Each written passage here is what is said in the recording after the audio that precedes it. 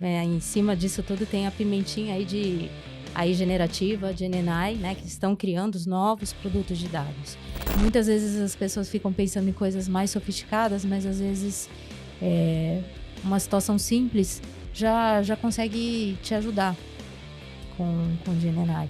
Teve uma auditoria em que a gente teve que escutar 4.000 horas de gravação para identificar alguns casos ali específicos. Hoje em dia, se a gente tivesse que fazer isso, seria muito mais simples. Né? Seja educado com o ChatGPT. Porque esse negócio vai escalar gigante. Muito bem, meus amigos do PPT Não Compila. Estamos aqui para mais um episódio. E hoje a gente vai variar um pouco, Ron. Vamos mudar um pouco o tema. Vamos falar de corte e costura. Não. Mais uma chance. Arquitetura. Não. Mais uma chance.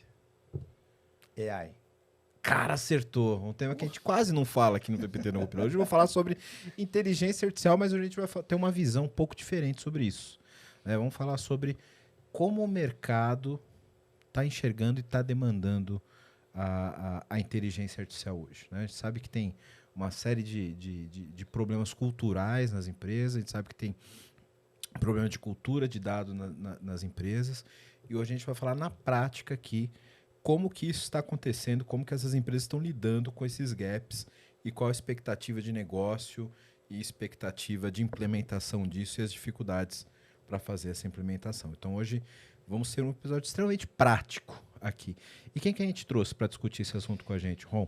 Bom, trouxemos hoje dois ilustres pessoas que vão estar aqui conosco, a Camila Queiroz da Databricks e o Elton Silva da MSD, que vão discutir com a gente, falar um pouco de experiência, falar um pouco de mercado, de visões, enfim, vai ser bastante enriquecedor esse episódio. Sem dúvida. Camila, obrigado por vir com a gente aqui, por participar desse episódio. Dá um oi para o pessoal. Olá. Bom, primeiro agradeço o convite. Eu tenho certeza que vai ser uma conversa muito legal. Boa noite para vocês e para quem ver e conseguir assistir ao episódio. Eu realmente trabalho na Databricks, sou arquiteta de soluções da Databricks, mas tenho uma carreira aí no mundo de dados de 24 anos. Então, consegui acompanhar muito da evolução desse mundo de dados desde o comecinho. Hoje a gente fala Data AI, GenAI, só que lá atrás era banco de dados, né? Então, eu comecei como DBA e consegui acompanhar toda a evolução desse mundo, vindo Big Data, vindo Data Lake, até o que a gente está vendo agora. Enfim, já fui consultora. Antes de Databricks, já trabalhei em outras empresas de tecnologia, já fui consultora, já trabalhei como cliente. Então, para mim, vai ser um prazer falar aqui e contribuir um pouquinho sobre a perspectiva e tendências do que a gente está vendo e que pode acontecer aí nos próximos anos. Show de bola. Obrigado por aceitar o convite de vir aqui com a gente. Elton, obrigado, cara, por ter vindo. Dá um oi para a galera. Olá, é um prazer estar aqui com vocês. Eu acho que é uma grande oportunidade da gente discutir um pouco esse tema, né, que está tão em voga hoje em dia, que é a inteligência artificial, né, e dar a nossa perspectiva também do como que a gente está olhando isso.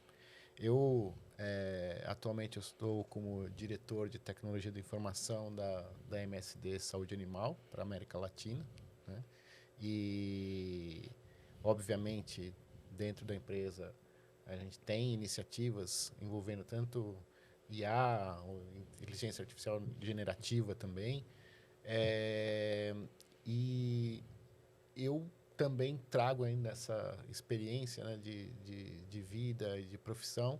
Trabalho tanto do lado das empresas, como tenho hoje, como também do lado de consultoria, quando a gente atendia clientes. E até ouvindo a Camila falar aqui, eu me lembrei também que quando eu fiz a minha graduação em administração lá atrás, meu trabalho de conclusão de curso foi database marketing. Database foi marketing. um proto inteligência artificial lá atrás, né? Já começando com isso. Show de bola. Tô ansioso para ouvir vocês aqui. Tanto a Camila com essa visão multi-clientes aqui, com uma visão muito ampla de mercado. E você o mercado de saúde é um mercado que eu tenho uma tendência a gostar.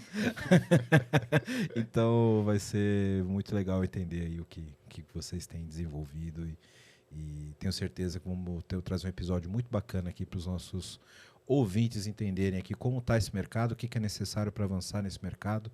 Eu acho que vai ser muito bom, né, Ron? Com certeza. E é de novo, um tema super relevante, quente, todo mundo está buscando informação, então acho que vai ser bastante enriquecedor aqui esse bate-papo. Um papo muito importante para você que está tendo demanda dentro da sua empresa, pense em adotar IA generativa, então acompanha com a gente que o episódio vai estar muito bom. Mas antes, se você não deixou o like, se você ainda não se inscreveu no canal, se você não deu 5 estrelinhas lá no Spotify, pode fazer isso agora, porque o episódio vai estar muito bom. Se você pode contribuir ainda mais com o PPT Não Compila, você pode ser membro do nosso canal. Vai lá no YouTube, do lado do botão que vai estar escrito inscrito, você clica em Seja Membro, você vai contribuir com um valor mensal com o PPT Não Compila para ajudar a gente a produzir cada vez mais conteúdo gratuito para você, beleza? Se você não pode, compartilhe esse episódio, ajude a nossa comunidade a crescer, que a gente vai fazer cada vez mais, a gente faz isso com muito carinho, mas dá trabalho para fazer. Então ajuda nós aí e vamos lá que o episódio tá muito bom. Bora!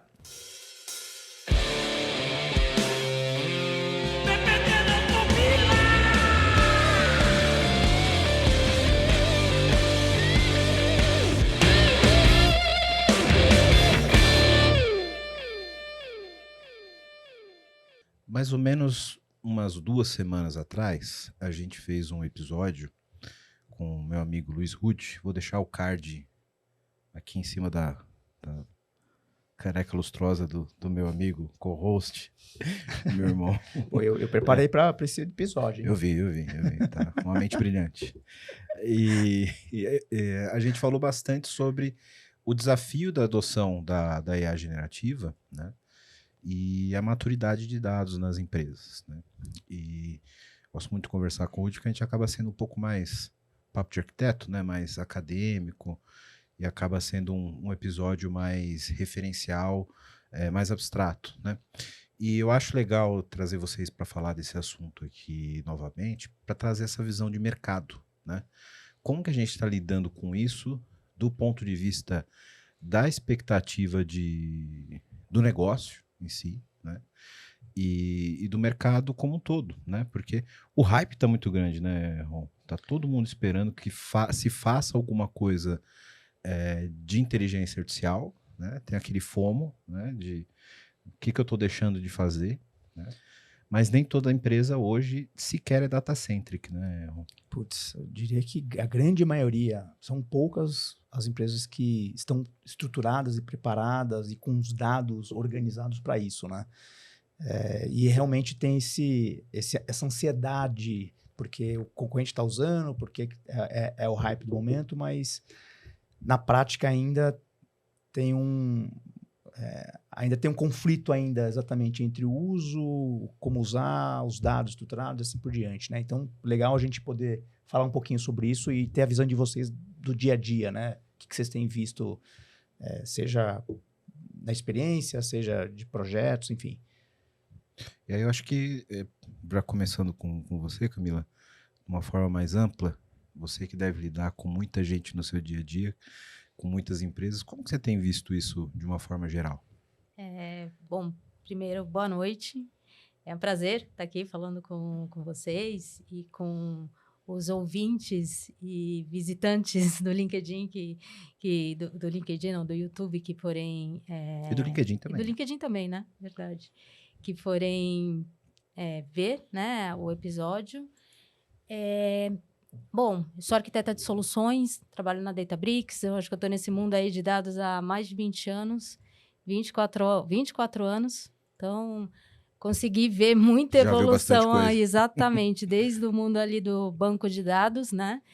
Hoje em dia a gente fala Data and AI, né? Antigamente não existia AI, né? Era banco de dados, e aí, enfim, consegui ver evolução aí para toda a parte de Big Data, Data Lake, e o que a gente está vendo hoje, né? Hoje em dia, que é uma grande quantidade de informações que as empresas acabam utilizando, que a gente acaba produzindo e consumindo, e um desafio de todas essas informações que as empresas possuem, o que realmente gera valor para eu construir um produto de dados e inteligência artificial que realmente seja bem sucedido, né?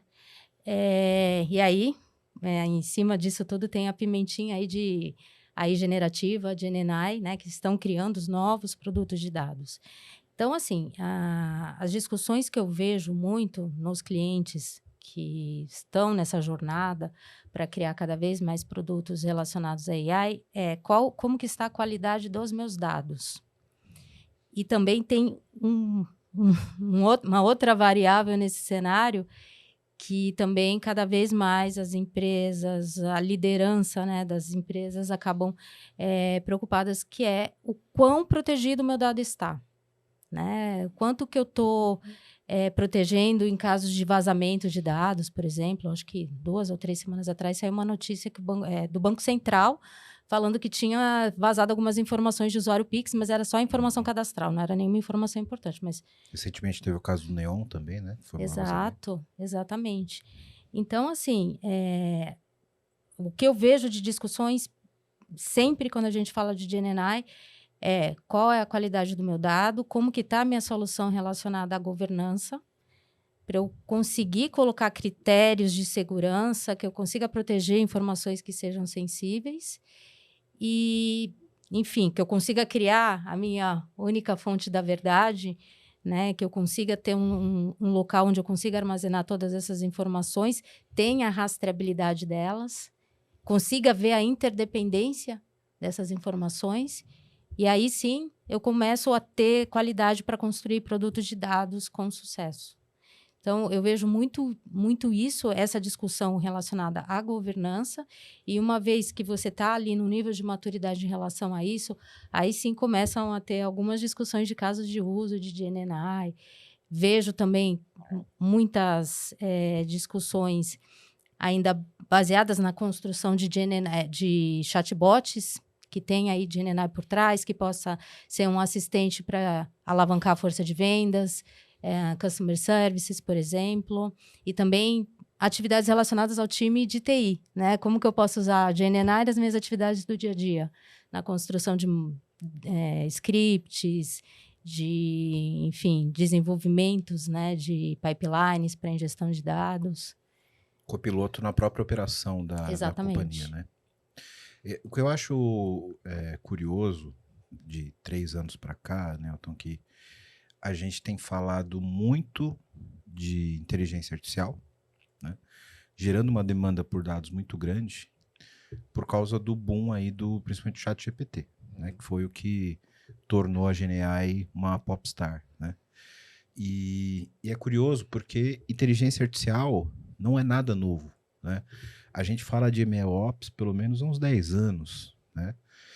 E quando a gente tinha uma demanda por por machine learning clássico, classificatório, né? Que a gente tinha de classificação de dados, parecia ser mais, como eu posso dizer, parecia ser mais evidente a necessidade por organização dos dados, porque você tinha que preparar uma massa de treinamento, você tinha que treinar uma massa de inferência. Então, parecia ser mais óbvio, né, a necessidade de você ter uma organização de dados do que no modelo conversacional, porque parece que o popstar dessa relação da IA generativa foi a linguagem natural. Uhum. E dados não parece ser linguagem natural, né? Então, parece que a inteligência artificial generativa, quando você coloca o NLP junto do modelo desse, parece que ela sabe tudo sozinha, eu não preciso treinar uma massa de dados, parece que eu não preciso ter uma base vetorial por trás. E isso toca direto lá no cliente, né? Aí aparece teu cliente tocando, batendo na tua mesa lá, falando: ô Elton, vamos botar uma inteligência artificial aí para funcionar, porque tá todo mundo fazendo, né? Exatamente. Eu acho que o grande mérito que o ChatGPT teve, por isso que ele teve essa curva de adoção tão rápida, foi justamente quebrar essa barreira de interação com os usuários, né? Então, ficou muito fácil de fazer isso. Você escreve do jeito que você fala normalmente, do jeito que a gente está conversando aqui, pede algo e a resposta vem, né? Então, isso trouxe realmente uma quebra de paradigmas. E, por outro lado, né, o contraponto disso é que a gente vê que, às vezes, as pessoas acabam perdendo um pouco a noção do que é que tem por trás daquilo, né? Então, assim, não sai do ar, né? Tem que ter uma fundamentação, você tem que ter dados muito bem estruturados ali para você conseguir trazer resultados de valor. Obviamente, né, se a gente olhar para uma utilização mais comum aí do ChatGPT, que ele vai e busca na internet a maior parte das informações, você quer gerar um texto, um documento, ele vai conseguir fazer, porque agora, se você quer fazer uma aplicação que traga valor para a sua companhia, para a sua empresa, que vai olhar os seus próprios dados, né, para ter os insights, você tem que trabalhar muito bem, né, esse tipo de informação para que você tenha realmente o valor que se espera disso. E, Camila, você tem ouvido muitas companhias que procuram, por exemplo, a Databricks para começar a estabelecer, de fato, um processo interno por pressão do negócio, falar de inteligência artificial, etc.? Muitas das discussões que a gente tem começa em times de negócio, né? Quando a gente está falando de GenAI, não só GenAI, mas soluções que usam mecanismos de inteligência artificial, machine learning, muitas vezes são demandas de negócio, né? Então, dependendo do tipo de indústria, se é uma indústria financeira, você vai ter ali necessidades de ter modelos inteligentes para análise de crédito, para verificação de risco de fraude, soluções para cadeias de suprimentos, no caso de bens de consumo. E eles querem saber o que é necessário fazer, né? Quais são os tipos de soluções que são possíveis de ser trabalhadas. O que eu percebo, pelo menos nas discussões que a gente tem tido, principalmente aqui no Brasil e América Latina, a gente está ali numa curva de maturidade, né? Então, quando a gente fala de GenAI, você tem soluções que podem ser construídas com modelos de prompts, usando LLM, por exemplo, no caso, um exemplo, ChatGPT, ou alguns outros modelos open source, mas que são modelos já existentes, prontos e que podem te dar um resultado com o mínimo de instrução. Esses casos de uso, muitas pessoas acabam utilizando, que podem até enfim, serem construções de chatbots, e a gente começa a perceber um pouquinho de evolução nessa sofisticação desses modelos de GenAI. Então, algumas empresas começam a falar, bom, eu não preciso apenas das informações que estão nesses modelos LLM. Eu preciso cruzar com as minhas informações que estão relacionadas ao meu modelo de negócio. Então, por exemplo, se eu estou falando de análise de crédito, eu preciso de informações relacionadas ao meu modelo de crédito, quais são as minhas réguas de risco de crédito, por exemplo. Como que eu consigo fazer isso? Isso que é o legal da evolução dos modelos de GenAI, né? Então, hoje em dia, você consegue trabalhar com arquiteturas onde você consegue cruzar as suas informações internas dos seus processos de negócio e gerar um modelo muito melhor, muito mais aprimorado para responder, para dar respostas mais específicas relacionadas ao processo de negócio. Deixa eu fazer um adendo para que você possa continuar. Eu acho que é nesse ponto, Camila, que as empresas elas acordam para a importância do dado. Uhum. Porque enquanto você está usando o ChatGPT como um robô, um RPA, um cara que vai resumir o texto e que vai trabalhar com informação pública, você está trabalhando só com uma ferramenta de automação, basicamente um gerador de texto. Mas eu acho que eu acho que o grande estalo que as empresas acordam para a importância do dado para gerar valor com inteligência artificial é quando ela percebe que ela precisa fazer uma RAG. Uhum. Exatamente. Que aí ela precisa ter um repositório de dados estruturado, bem organizado, numa base vetorial, para ela poder usar o modelo público, digamos assim, genérico, com as informações dela. Aí eu acho que é aí que cai a ficha, né? Exatamente, esse que é o X da questão. E a beleza do que eu vejo dessas soluções de GenAI, quando a gente está falando de RAG, por exemplo, é a facilidade com que você tem hoje para construir esses modelos mais específicos. E eu falo facilidades em ferramentas. Então, por exemplo, né, eu trabalho na Databricks, hoje a gente tem algumas ferramentas que facilitam essa construção desses modelos. E também facilidade de recurso computacional. Porque anteriormente, há tempos atrás, 2, 3 anos atrás, era caro.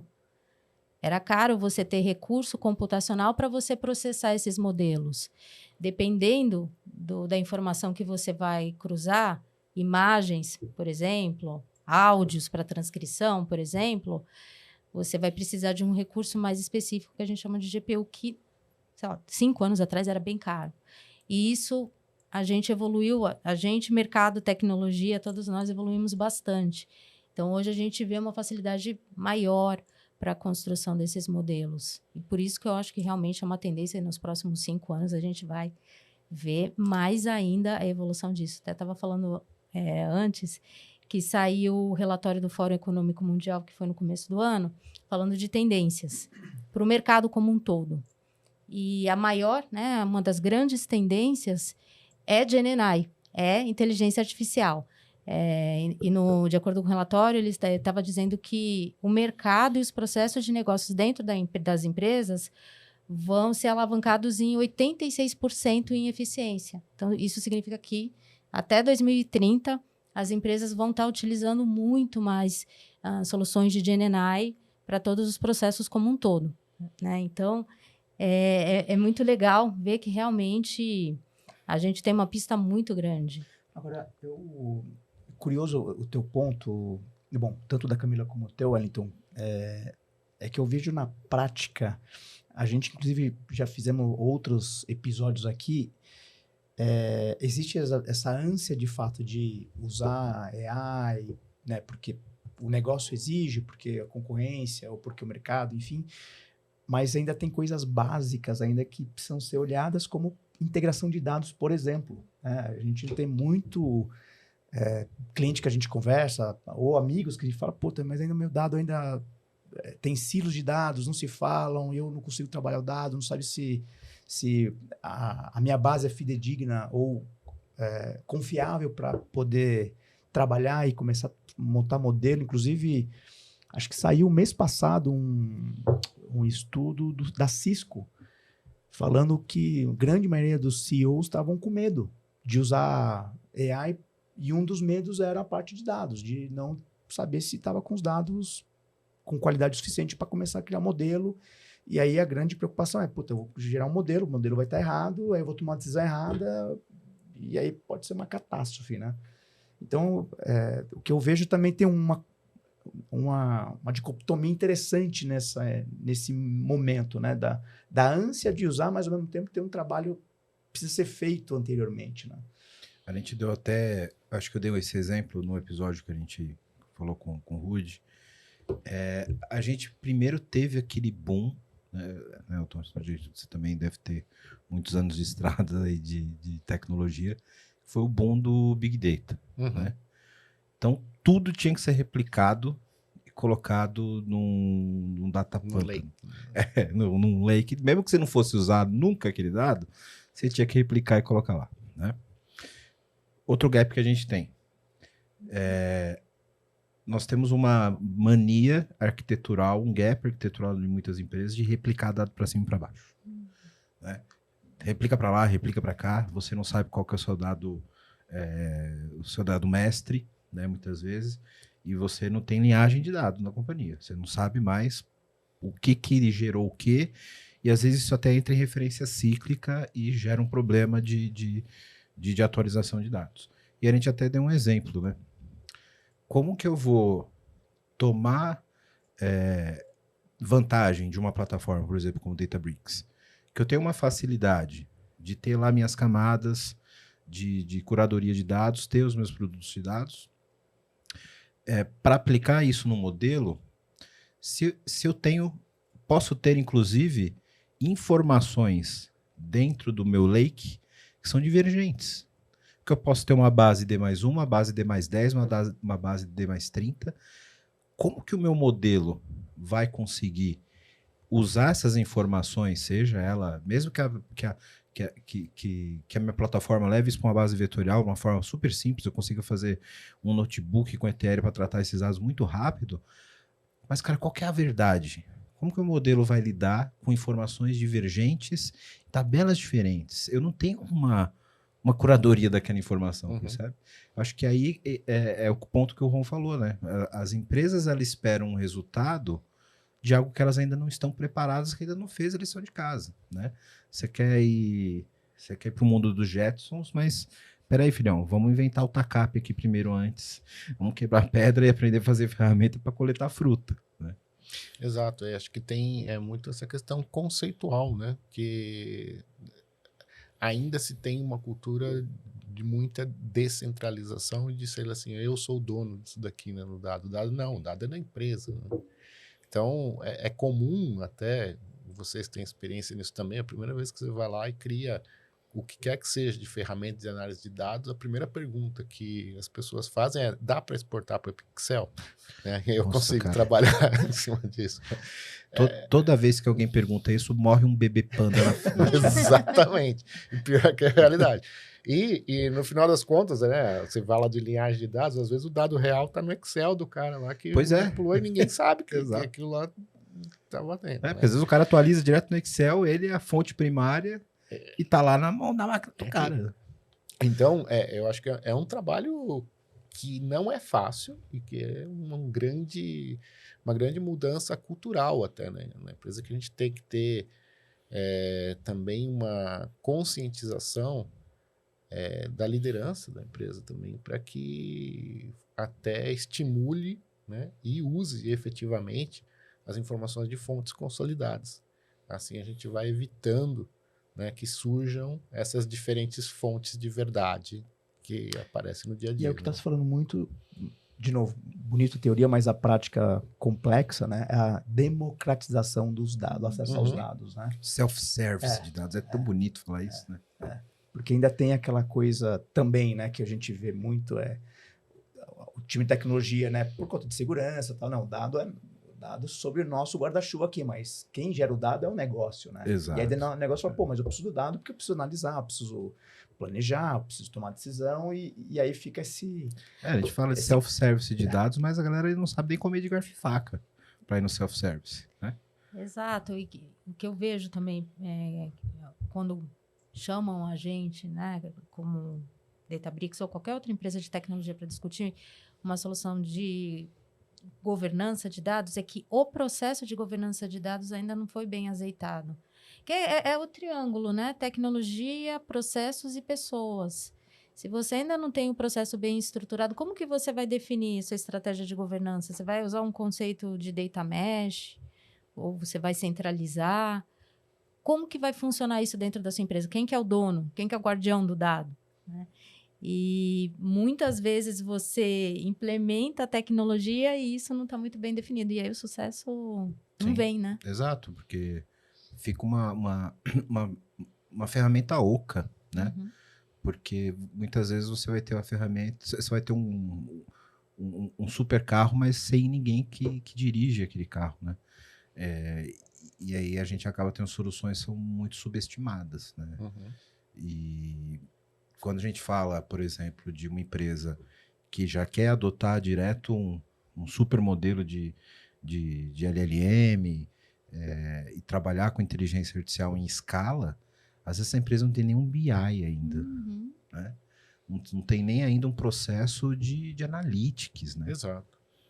E aí fica complicado. Já vê, né, o hype, né, que tem dentro da mídia falando só de AI. Aí eu falo, eu quero chegar ali.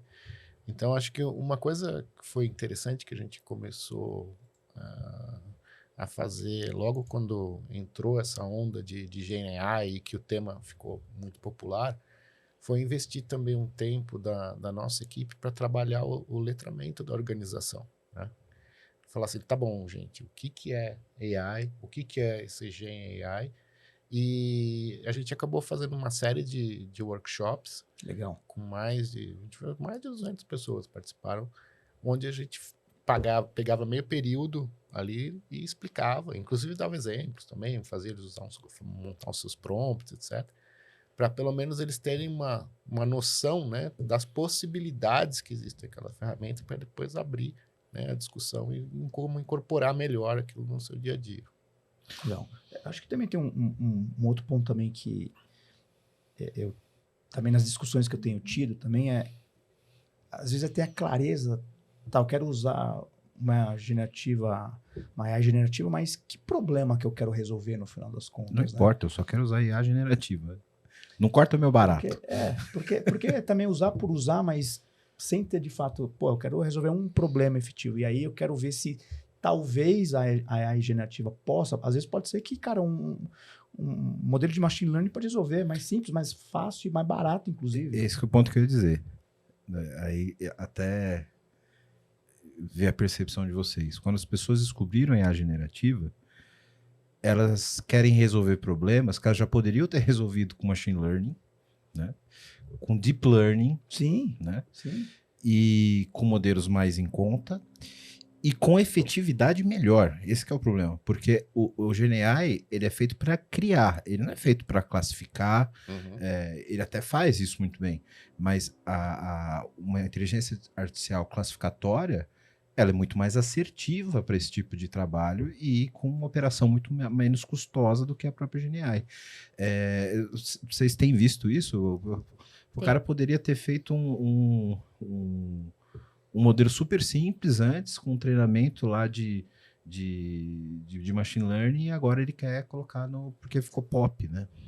Eu acho que é até uma dificuldade de entendimento dos conceitos, por isso que é muito importante letramento e treinamento, né? Teve uma situação, né, de discussões em alguns clientes que o caso de uso era relacionado à seleção do tipo de promoção para venda de produtos, mais ou menos nessa linha.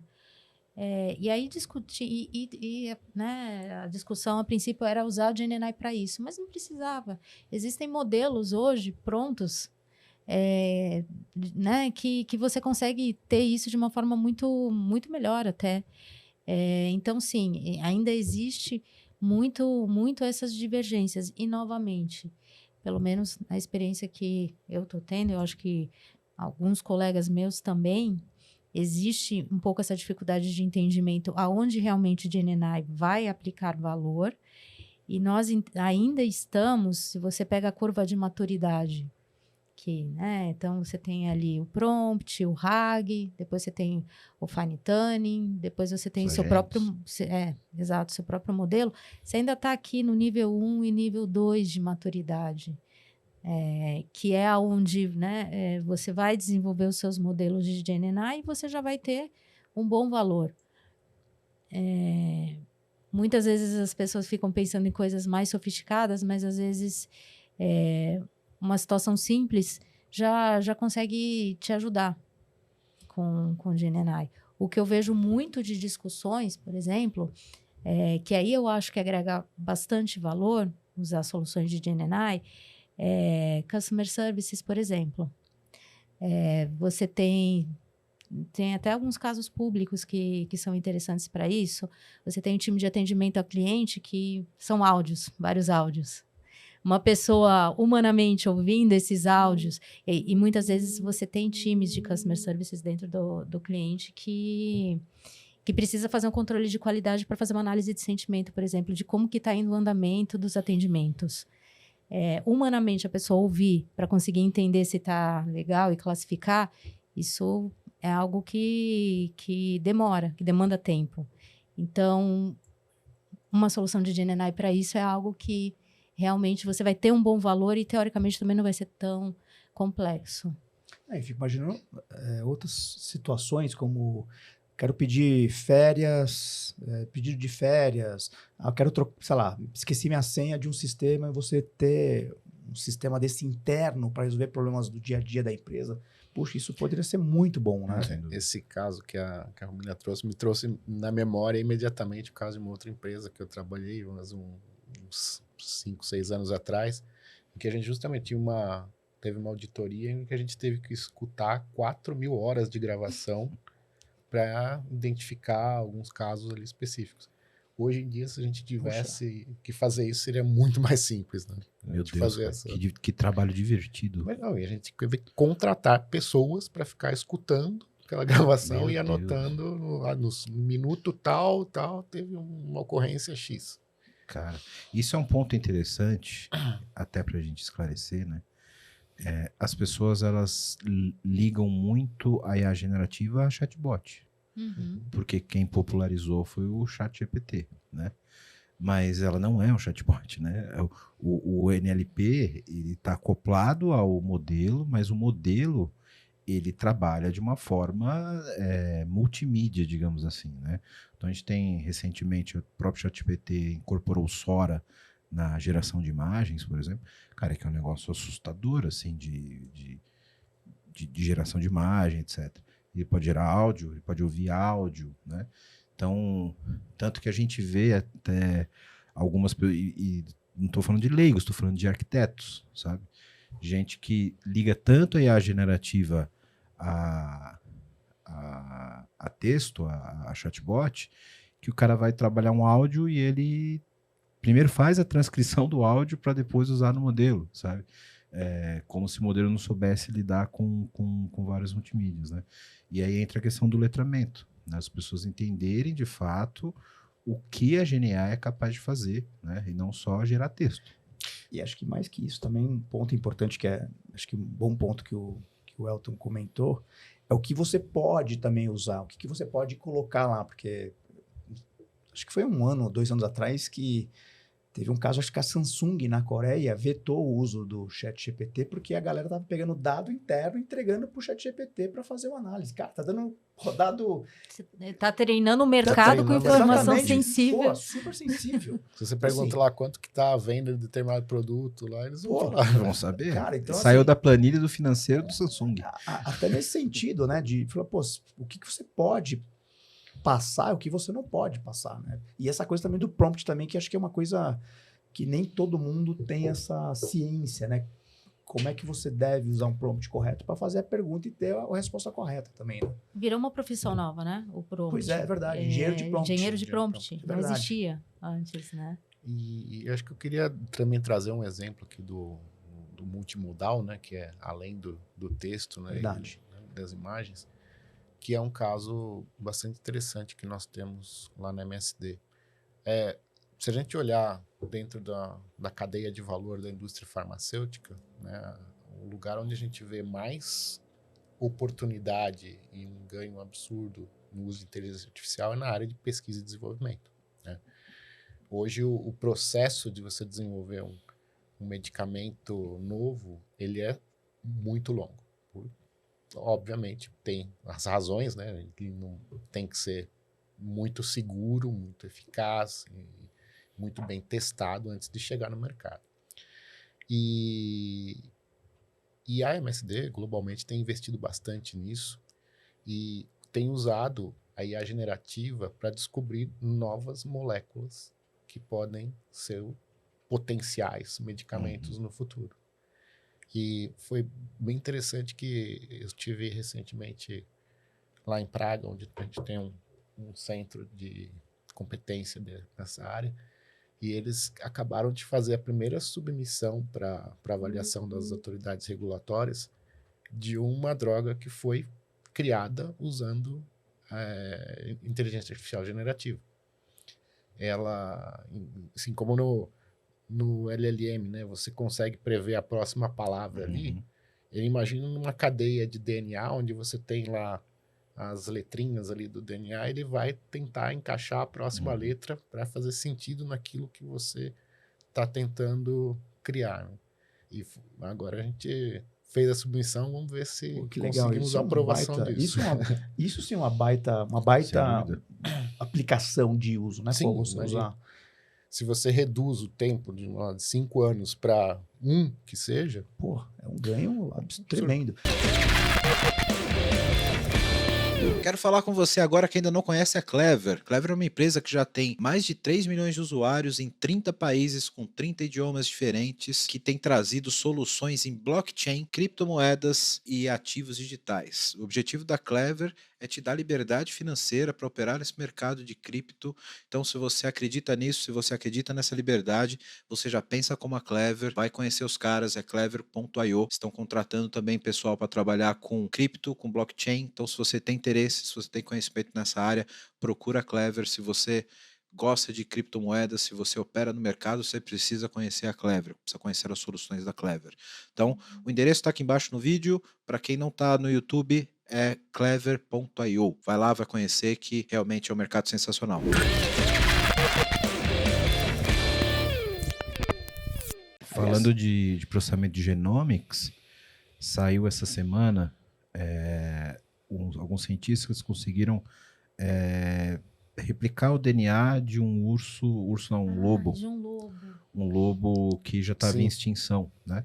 Aí eu estava lendo lá, o lobo está em extinção há pouco tempo, então o DNA estava preservado e eles conseguiram fazer o implante desse DNA numa raça próxima, etc.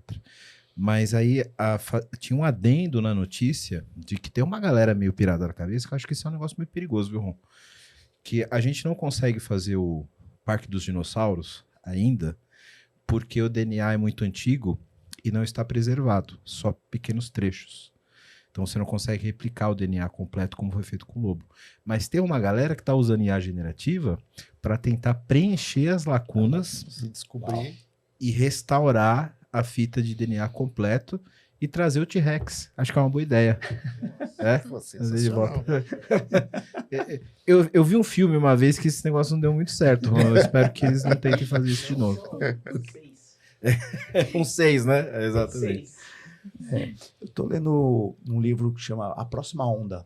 Um dos autores é o cara que criou a ferramenta que é o core do Google, é o DeepMind, se não estou enganado, o DeepMind. E ele estava falando exatamente... O livro é muito interessante porque ele fala exatamente na perspectiva dele, né? Tá há bastante tempo desenvolvendo, está nesse mundo de AI.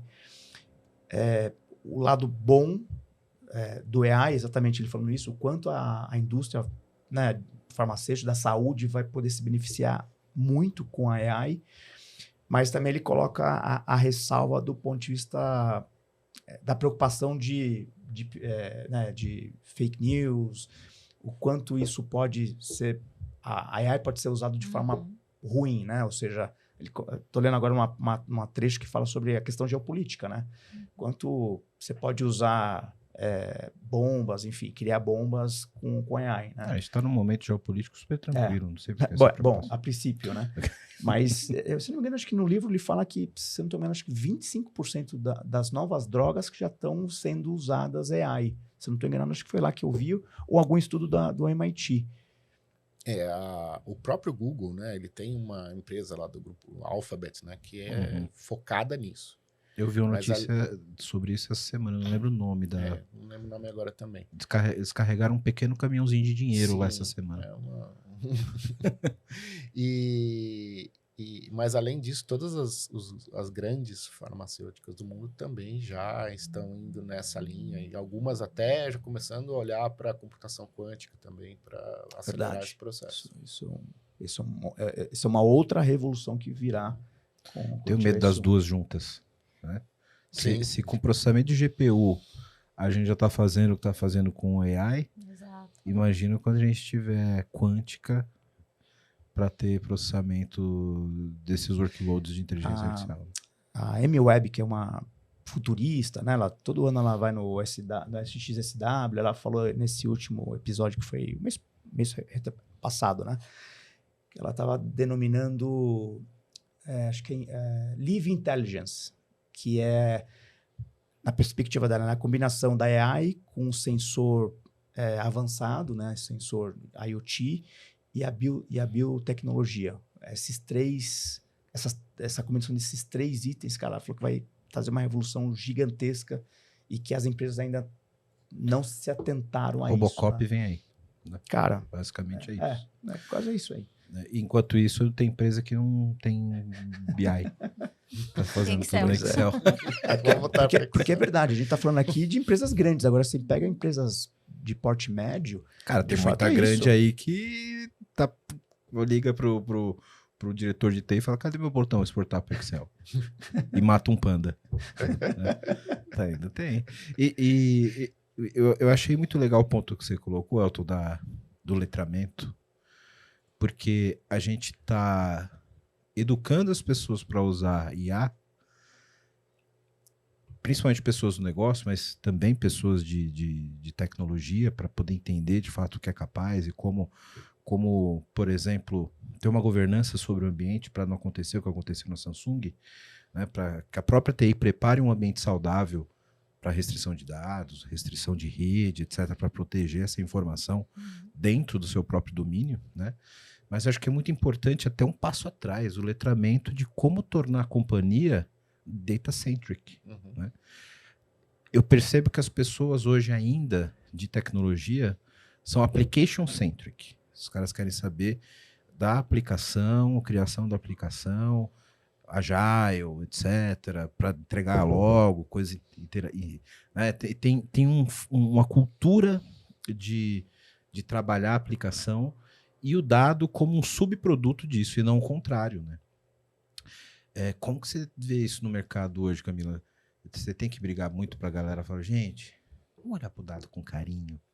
Assim, toda discussão, quando a gente começa a discutir algum processo, algum caso de uso, inevitavelmente a gente chega nessa estrutura, como que está o dado, qual que é as suas políticas para garantir que você tem lá a sua única fonte da verdade. Enfim, quais são as políticas que os clientes acabam trabalhando para garantir que realmente você vai criar um relatório de venda e que o número de venda que o time de marketing está usando ali no seu dashboard é o mesmo que o time de finanças está olhando, por exemplo, né?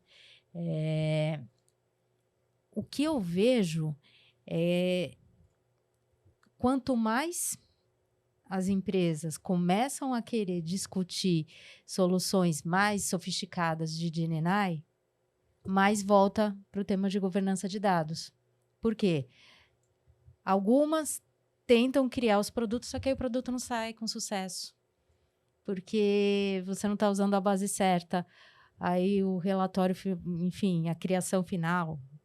Vou dar um exemplo mais simples para tentar tangibilizar isso. Você pode usar, por exemplo, LLMs, GenAI por trás, com um recurso de linguagem natural para você conversar com o dado e você explorar. Então, me mostra o volume de vendas da região sudeste no último quartil.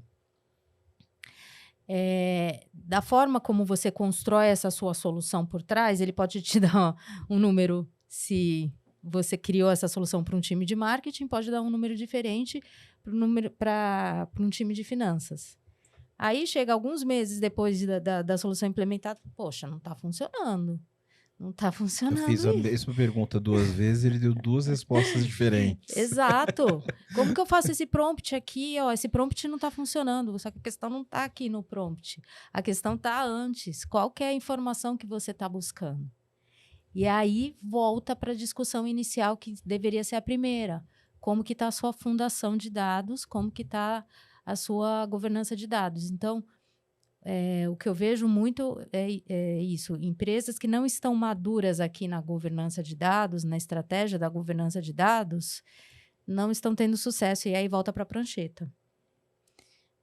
Mais ou menos isso. Ou culpar a tecnologia, né? Puta, não funciona. O prompt não está funcionando. Não. Troca essa plataforma, esse modelo é ruim. Não, e eu acho que tinha eu lembro de ter uma técnica que falaram que endereça bem o que você trouxe. Né? Um tempo atrás, que eu ouvi, e isso é bem aplicável. Né? Quando a gente faz desenhando alguma solução, etc., você se pergunta o que eu preciso fazer, né? Que é a visão da aplicação. Né? O que eu preciso fazer? Mas, na verdade, a gente tem que ter, além disso, tem que ter uma outra pergunta, que é o que eu preciso saber? Né? Porque aí sim você foca no dado e quando você projeta alguma coisa, você já está pensando ali na frente, né? Qual que é a informação de valor que você está querendo gerar a partir daquela solução que você está criando. Né? Essa deveria ser a primeira pergunta para... aí vou ser um pouco arquiteto chato, né? Pegando lá o conceito de arquitetura corporativa, quando você pega um processo de cadeia de valor, o que eu consumo de informação e o que eu produzo. Né? Então, eu vou resolver um problema, vou ter um processo que vai ter uma transformação de informação e vai produzir outra, com base em outras informações. Né? E assim eu consigo ter, de fato, um processo de governança desse dado. Eu sei quem produz e sei quem consome essa informação. Né? E aí eu vou pensar, então, em uma solução de tecnologia para resolver aquele problema. Mas sem saber o que eu consumo e o que eu produzo, eu não sei qual o problema que eu vou resolver. Exato. Né? Então, deveria ser a primeira pergunta a ser feita. Né? E hoje a gente primeiro pensa no problema, modela a aplicação e depois, tem que modelar o banco. Esquecemos que tem que modelar o banco. O dado fica por último, fica como um subproduto. Né? E aí depois eu estou replicando essa informação. Às vezes eu recebi os dados do cliente já de outra cadeia de valor e estou gravando de novo na mesma base de novo, outra vez aqui, essa informação. Aí eu fui lá e alterei esse dado. Agora eu já não sei mais qual que é o dado certo. Né? E, cara, é uma coisa que deveria ser primária, né? Mas se a gente não tem essa cultura, é muito difícil de você perceber. Porque concorda que parece inofensivo? Eu recebi os dados do meu cliente, processei um pedido para esse cliente, gravei na minha base de pedido também os dados do cliente. Não parece um erro, né? Mas se você olhar estrategicamente, isso é um problema. Depois, quando você olha para o todo, como é que você trata essa informação? Então, é questão de cultura, né? Mas aí como é que vocês estão também olhando aí, acho que principalmente o Elton, essa parte, pensando novamente no dado, né, de importância do dado, como é que as pessoas olham o dado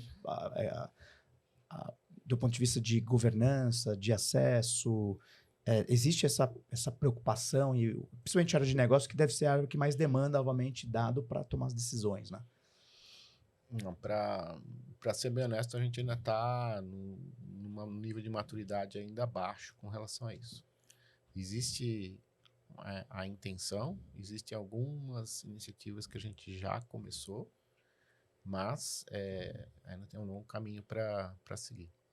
Nós já estamos até avançados em termos de ferramenta, mas o problema não é a ferramenta não vai resolver isso.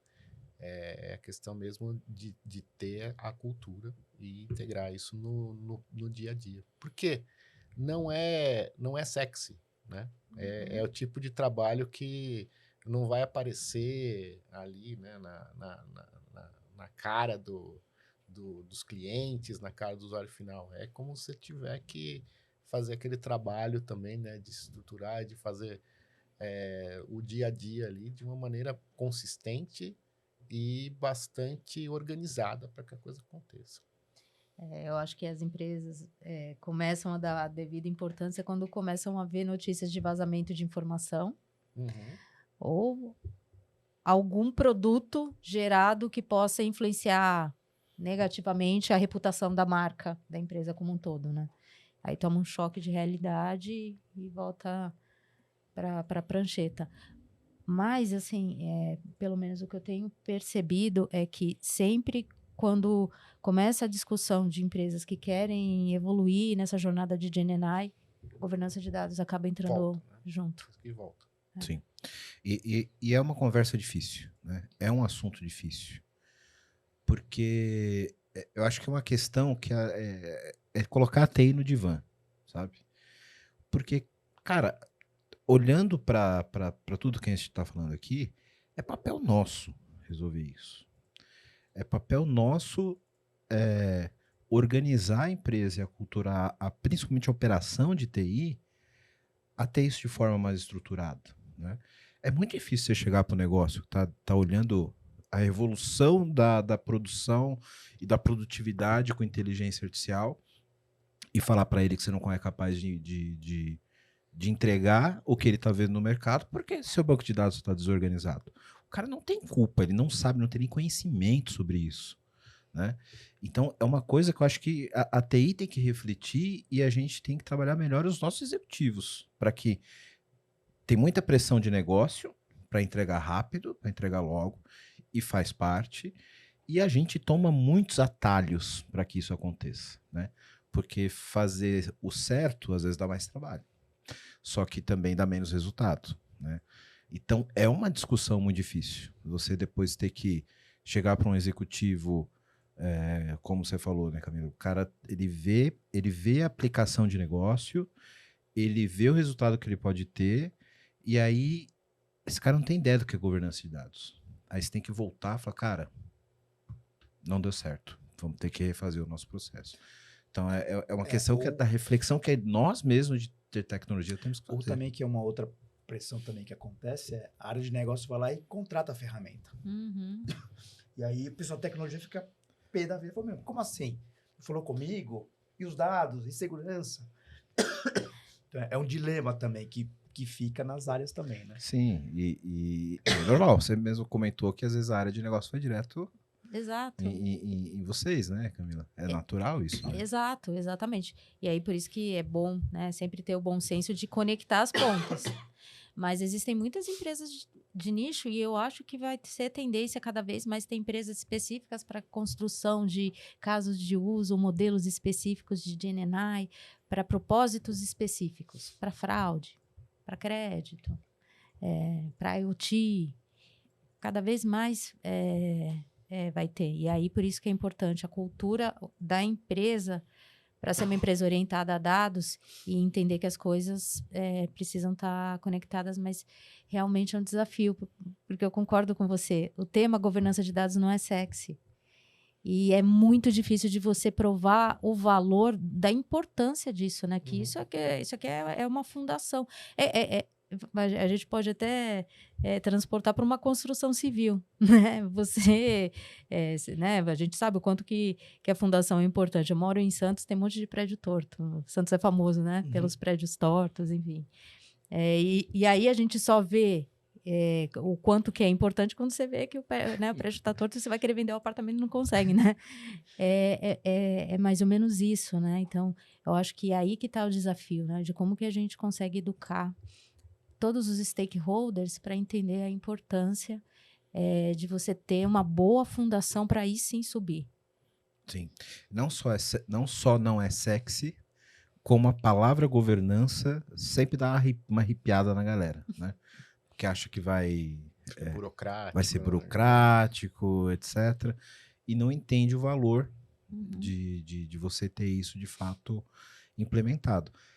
E isso agora fica muito mais explícito, né? Porque você vê o objetivo não alcançado de forma muito mais prática agora com a GenAI do que antes. Porque antes era só uma questão de você ter produtividade de tecnologia e ter seus dados bem organizados, né? Para você não ter desperdício, etc. Mas eu volto naquele ponto, né? Como é que você fala isso para um executivo e aí ele vai te voltar com uma pergunta, por que a gente nunca teve governança de dados até hoje? Né? O cara de negócio, se a gente precisa ter governança de dados, então já deveria ter.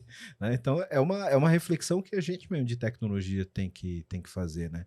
Porque muitas coisas a gente sabe que deveria ter e que a curto prazo a gente pega atalhos, né? Acho que questões como governança, segurança de informação, até a própria arquitetura, né, são vistos como over-engineering, né, ou um over-process dentro das companhias, né? E quando o resultado a longo prazo não vem, é que você percebe a falta de que esses recursos fazem dentro da operação. Né? Sim, eu acho que é importante, né? E, assim, esses atalhos acontecem por N motivos, né? Acho que até o Rômulo trouxe bem aí, né? Que às vezes você ganha uma solução de presente que foi contratada e você nem sabia, e depois, bom, o que eu faço com isso agora, né? E às vezes a pressa ou restrição de orçamento também faz com que você acelere ou tome esses atalhos. Mas é importante, né? Eu acho que também, eu sei que sim que TI tem que estabelecer as regras e as fundações, mas também deixar claro também que existe o papel também dos donos dos dados do ponto de vista de negócio para manter isso, né? Porque, ok, nós montamos toda a estrutura para você fazer validação, catalogação, etc. Mas quem vai decidir se aquele dado é bom ou é ruim é quem está lá na ponta. E às vezes é difícil de você convencer os executivos que você precisa ter alguém com esse olhar dentro da organização deles. Eles falam, não, mas isso aí é TI. Não necessariamente, não é 100% TI. Então, esse daqui tem coisas que a gente precisa que você tenha esse olhar de negócio para poder discernir, né, qual que é a melhor qualidade, a melhor classificação daquele dado ali. Sem dúvida, porque o valor do dado está em quem olha com olhar de negócio. Exato. Né? E não quer dizer que, acho que também um ponto interessante, que não quer dizer que eu tenha muitos dados que isso é bom, porque às vezes tem muito dado sujo, né? Sim. Que não serve para nada. Exatamente. E aí, só que se não tiver de fato alguém fazendo essa curadoria, porque recentemente eu participei de um projeto numa empresa que queria fazer machine learning, na verdade, tradicional, e o cara tinha uma base, sei lá, tinha uma planilha com 3 bilhões de linhas. Só que tinha muita coisa ali que não servia para nada. Então, de novo, não quer dizer que o cara tem uma base gigante, que ele, puta, agora eu tenho base para montar um modelo. Não. Mas a base está suja, tá faltando dado importante e tem excesso de dado que não serve para nada. É o problema que a gente tinha no clássico Big Data, né? Replico tudo, utilizo 1%, só gasto storage. Zero governança, né? E aceito tudo. Vem trazendo, vou fazendo um aterro sanitário de dados. Praticamente é isso, né? Não serve para quase nada, né? E o ponto que você colocou do data steward, né? Do cara do negócio olhando ali a informação, vem muito em encontro com o que a gente falou de cultura, né? O cara entender de fato que ele, como agente de negócio, é o dono do dado. Né? Sim. E isso tira um pouco o peso daquilo que eu falei antes, da gente compartilhar a responsabilidade, porque aí deixa de ser um problema só de TI, né? Querido, beleza, tô te dando as ferramentas, etc, mas vamos fazer isso aqui junto, né? E a gente traz o cara pro game. Aí a discussão acho que fica um pouco mais fácil. Né? Sim, com certeza.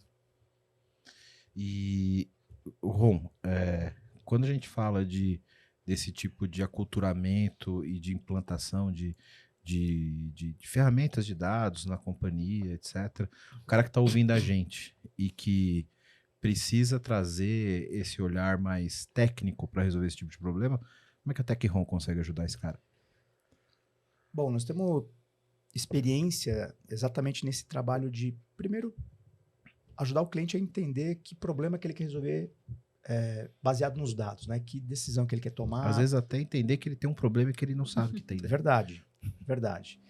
E a partir disso, começar a estruturar os dados, que tipo de dado ele precisa ter, como é que ele deve organizar e tratar esse dado para criar os analytics, né? Então, a gente ajuda exatamente nessa fundação, desde, obviamente, do entendimento até, de fato, a implantação de toda essa arquitetura, todo esse modelo de dados. Então, se estiver interessado, tiver com esse problema, tá aqui na descrição aqui o link para você falar Podemos ajudar. Com essa mente brilhante. Literalmente. Muito bom. Bom, você que tá vendo esse podcast da hora, tá vendo um monte de problema aqui que a gente tá colocando, né? E quer uma ajuda aí na sua empresa, faz o seguinte, entra no site aqui da VMBears, que a gente pode te ajudar. vmbears.io. Nós somos uma empresa relacionada à arquitetura de soluções, a modernizações de aplicações, também atuamos na frente de DevOps, para ajudar vocês a serem extremamente ágeis. Então, dá uma olhada no nosso site, que vai estar aqui embaixo, vmbears.io, e lá você vai poder ver um pouquinho da nossa história, dos nossos profissionais. E aproveitando, se você for um profissional da área de tecnologia, que está afim de trabalhar numa empresa legal, um monte de colega, gente boa e tecnologia de ponta, manda um e-mail para peoplecare@vmbears.io. Aí já. Agora eu quero meu show, velho.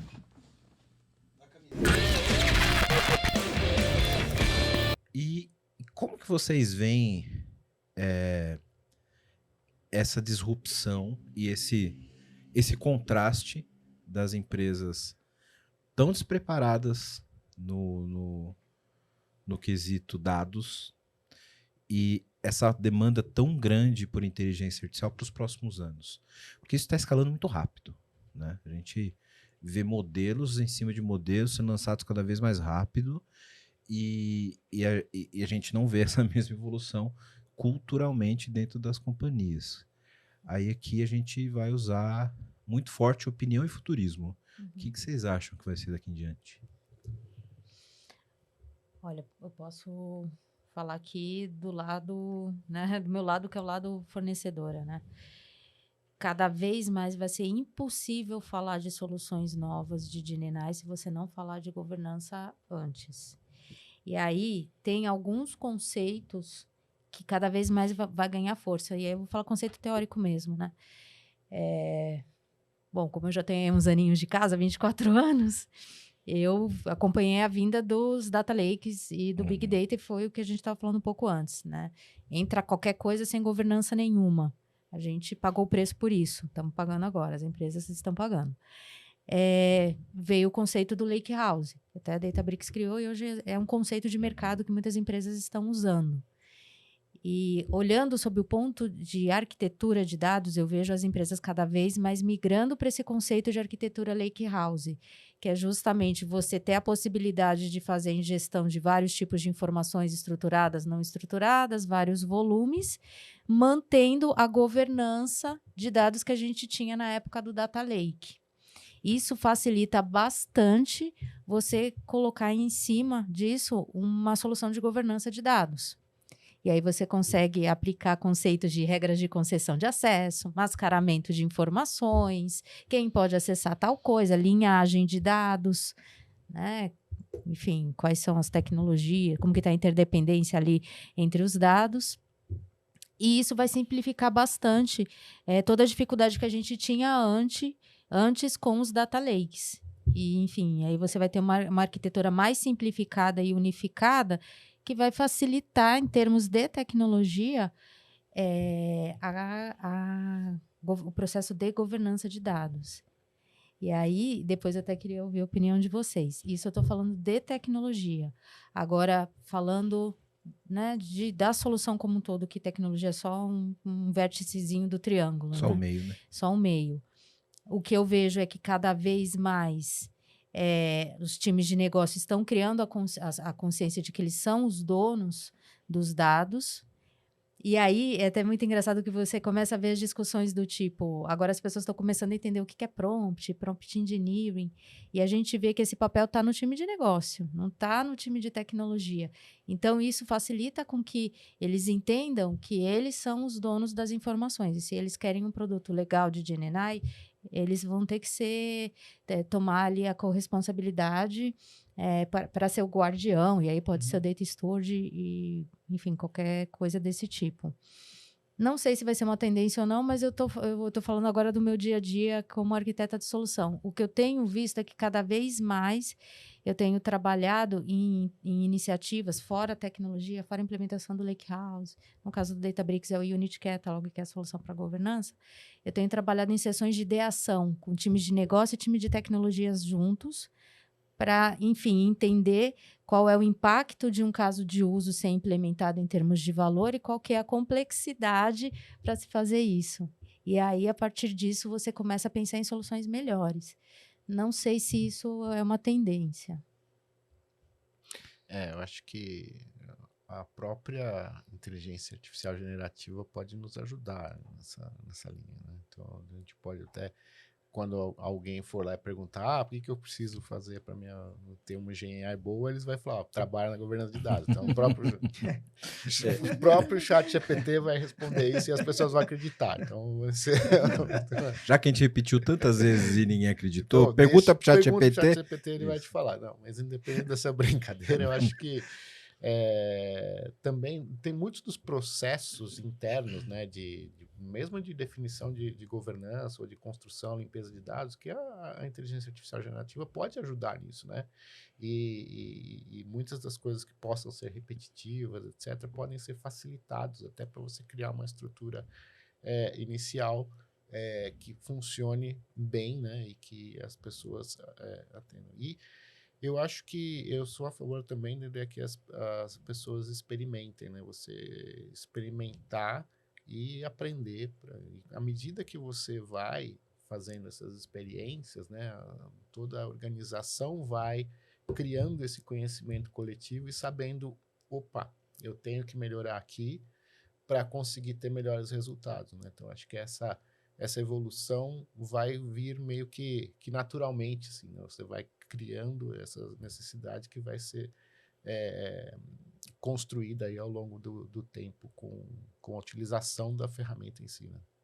Será que, também um outro ponto que me vem em mente agora, esses agentes autônomos que também está se falando muito, também pode ser uma outra ferramenta que possa ajudar exatamente nesse gap, né? Que a gente tem falado aqui de falta de integração, dado sujo, replicação de dados. Será que esse cara também não pode começar a ajudar também nesse trabalho e talvez acelerar de alguma maneira? Cara, eu provoquei já alguns fornecedores no meu dia a dia, principalmente da área de dados e da área de inteligência artificial, justamente para entender como que a gente pode ter uma ferramenta de GenAI para, bem na linha do que você falou, Elton, como que eu posso trazer esse cara para ajudar um esforço de trabalho que seria muito grande para montar um pipe de governança, por exemplo, para olhar para um legado. Sei lá, pega essa minha base de 1970 aqui e me ajuda a entender o que é cada coluna, sabe? Acho que a GenAI tem um potencial gigantesco sobre isso. Inclusive, quem quiser montar uma startup, está um oceano azul aqui ainda, porque não existe um produto pronto para isso. Lê minha base, lê meu esquema, pega uma amostra de dados, tenta me dizer o que é cada coluna. E aí pega outra tabela e tenta me dizer o que tem de comum entre elas. Vamos fazer uma inteligência artificial para me dar uma linhagem de dados olhando meu banco, por exemplo, olhando meu lake, né? E aí um agente autônomo, ele pode, inclusive, ser um copiloto do próprio governante de dados, de um data steward, etc. Que ele cria alguns thresholds ali, alguns conceitos que elimine o trabalho manual que ele teria para governar aquele dado. Porque não é fácil você ser um data steward de uma base gigantesca, né? E que demanda muita informação e que cresce o tempo todo, né? Então, eu acho que é bem por aí, né? Aí a gente entra meio que num buraco de minhoca da própria inteligência artificial, Sim. né? Porque a inteligência artificial facilitando a criação da própria inteligência artificial. Aí ferrou. É melhor agradecer o ChatGPT, que pelo menos você morre por último quando eles matar todo mundo. Mas você sabe Seja que... educado. Seja educado. Mas tem um estudo real do Gartner que mostra que até 2027, cerca de 40% dos processos relacionados à catalogação, à governança de dados em si, que é justamente o que você falou, por exemplo, você determinar para que serve um esquema, uma tabela, uma coluna, vão ser alavancados por assistente de GenAI. E isso já é realidade. Você já vê algumas soluções fazendo isso. No meu caso, o Unity já faz isso. Você já tem assistentes para catalogar. E eu tenho certeza que também o mercado deve ter outras soluções, sim. E cada vez mais você vai começar a ver soluções baseadas em agentes para ajudar em pontos específicos do processo de governança. Você já tem IA codando, tem que ter um equivalente para ajudar a gente a sair dessa lama de dados que a gente tem no Brasil, né, cara? Pois é. Por isso que eu acredito que talvez seja uma tendência também a ser... esses agentes autônomos começarem também a ajudar nesses gaps que hoje ainda é um grande problema, né? Sim. E aí a gente entra em um negócio meio conceitual, né? Porque eu já tô pirando aqui, então é cerveja, mas veja bem. Se a inteligência artificial ela pode ser capaz de curar o próprio dado, talvez ela pudesse absorver um dado sujo ignorando os dados ruins. E isso vai começar a ficar interessante de ver como vai ser. Porque é aquilo que a Se gente ela própria enriquecer o dado. Exato. Porque se eu tenho que ter uma boa governança para ter um bom modelo, e o meu modelo vai ajudar na governança, teoricamente ele pode se autogovernar. Então, realmente, seja educado com o ChatGPT. Porque esse negócio vai escalar gigante. Não, e tem outra também que deriva disso, que é a utilização de dados sintéticos, né? Verdade. Que ele mesmo começa exato. a gerar as massas de dados para se autotreinar. Exato. E isso é um ponto que, inclusive, eu já tenho um episódio marcado para discutir, que é sobre a IA que gera código, a IA que programa. Eu vou dar um spoiler aqui, porque eu sou o cara que sou mais agnóstico e mais controverso em relação a isso, né? Porque eu acho que IA criando código é só um vento do verão que a gente vai ter, só uma brisa. Porque se a IA pode gerar o código, ela pode ser a própria aplicação. Ela não tem por que criar um código. Não tem por que uma IA criar um código para gerar uma outra aplicação. Se ela entende a regra de negócio, ela pode ser a própria aplicação. Então, isso é uma... Aguardem, teremos um episódio em breve. É uma boa discussão. Né? É uma boa discussão. Porque eu acho que para os dados, a gente vai ter algo equivalente em algum momento, né? Porque se a IA ela pode ajudar numa governança, numa curadoria de dados, talvez ela possa consumir esse dado de uma forma mais inteligente, porque se eu tenho que governar o dado para a IA e a IA governa o dado, tá feito a revolução das máquinas. Não, você pode criar o dado, que aí entra também no conceito todo de compliance, ética, mas aí generativa, o objetivo é criar. Exato. Né? Então você pode criar um dado novo, e aliás, que já está até acontecendo, né? E principalmente para base de testes, dados sintéticos, Sim, etc. Isso funciona muito tem bem, né? uma aplicação muito útil disso em pesquisa farmacêutica, quando se trata de doenças raras. Doenças raras, você vai achar uma pessoa que tem aquela doença em 30 milhões. Então, é muito complicado para você fazer um estudo com relevância estatística com uma população tão pequena. Então, o que você faz é você olhar para bases históricas e gerar né, dados sintéticos para depois fazer comparações entre o uso real versus um braço de dados. Né? E pensar que essa era a promessa de um surto coletivo que a gente teve uns anos atrás chamado metaverso, né? Você poderia ter os gêmeos virtuais, né?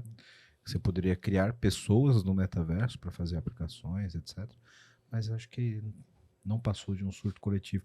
Ou passou um trem chamado inteligência artificial, atropelou tudo que estava na frente. Passou por cima, Passou por cima. São as criações. Algumas vão para frente e viram revoluções, outras... Aliás, essa é uma questão também que sempre vem, né?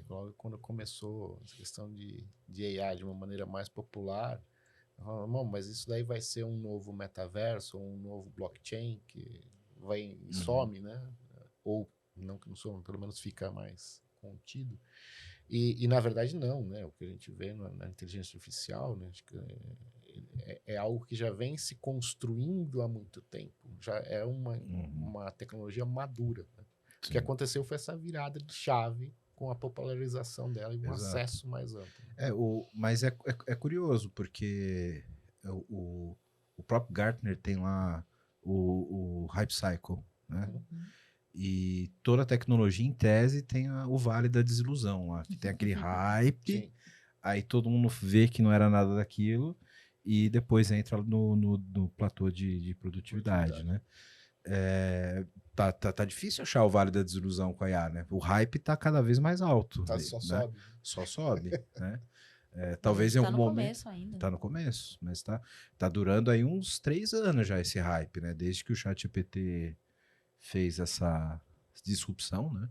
Mas é curioso, né? Porque eu teve um outro hype que foi 2016 para 18, 19 ali, quando na época eu trabalhava numa outra empresa e E o Facebook permitiu a possibilidade de você fazer um chatbot dentro do Messenger. E na época nós éramos parceiro da Microsoft, a gente usava o Cortana, era o Cortana. Cortana, que Deus a tenha. O Cortana, e você tinha o Watson na época, tinha... Watson, cara. Nossa, o Watson parece um Neandertal agora. Coitado do Watson. E ali foi um hype de fato, porque ele foi e caiu, porque claramente um dos problemas que eu vivenciei, inclusive, cara, é a integração. Eu queria fazer um chat, só que não pegava histórico, não tinha... Era uma árvore básica de decisão. Contexto. Idioma também era um problema. Exatamente, sério. idioma. Cara, as regionalidades, né? Você falava um termo no Nordeste, outro no Sul. Bergamota. Eu quero comprar bergamota. O quê? Pois é. Então, cara, só que esse momento aqui foi um salto quântico. A diferença é brutal do que foi naquela época. Não, cara, a gente olha, parece que a gente estava falado de 2016 nesse sentido, parece pintura rupestre, né?